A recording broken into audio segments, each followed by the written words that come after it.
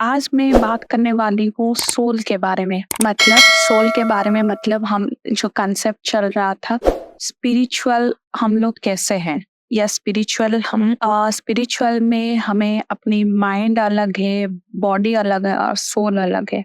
तो ये मैं बात करने वाली हूँ सोल कैसे अलग है, और सेकंड चीज ये है कि हम सोल से कैसे कनेक्ट हो पाएंगे। सोल कैसे अलग है और सोल से हम कैसे कनेक्ट हो पाएंगे, दो चीज। तो सोल अलग कैसे है? जब सोल बॉडी को छोड़ देता है तब बॉडी एक डेड बॉडी बन जाता है। इसका मतलब क्या हुआ? इसका मतलब है सोल बॉडी से अलग है, तभी वो अलग हो पाता है या बॉडी को छोड़ पाता है। ये एक बेसिक कंसेप्ट है, ये सबको पता होगा और समझ में भी आता है।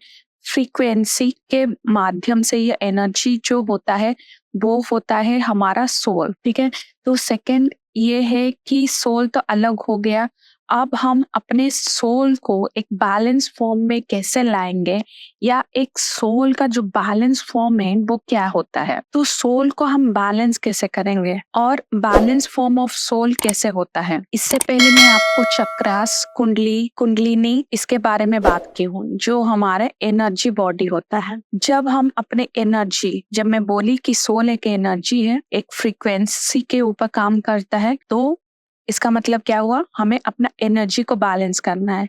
इसका मतलब भी यही है कि हम अपना चक्रास बैलेंस करना पड़ेगा। अगर इन शॉर्ट में बात करूं तो हमें अपने अंदर में, मेरे प्रीवियस वीडियो में मैं बता चुकी हूँ कि हमारा शरीर को माना जाता है एक मंदिर है। क्यों मंदिर माना जाता है? क्योंकि बहुत सारा देव और देवियों का वास होता है। तो जब हम खुद को, या ये मैं बोलूं कि हम अपने शरीर को, या मैं ये भी बोलूं जब हम अपने अंदर में बैठे हुए देव या देवियों को पूजने लगते हैं, आदर सम्मान करने लगते हैं, तब हम अपने सोल या सेल्फ आप बोल सकते हैं, ये सब को हम बैलेंस में ले आते हैं। जब आप बाहर में भगवान को पूजते हैं या पूरा श्रद्धा से पूजते हैं तो क्या होता है? डेफिनेटली भगवान आपको कहीं ना कहीं मदद करते हैं। जब भी आपको कोई मुसीबत होता है तो भगवान आके आपको उस मुसीबत से निकाल देते हैं या मदद करते हैं। सेम वे जब हम अपने अंदर में बैठे हुए भगवान को, सोल क्या होता है? सोल होता है भगवान का एक अंश। अगर हम मानेंगे कि पूरा ब्रह्मांड जो है वो भगवान के अधीन है, तो उन्हीं का एक अंश है जो सोल है। इसीलिए जब सोल अंदर जाता है, बॉडी के अंदर जाता है, तभी जाके फंक्शनिंग शुरू होता है।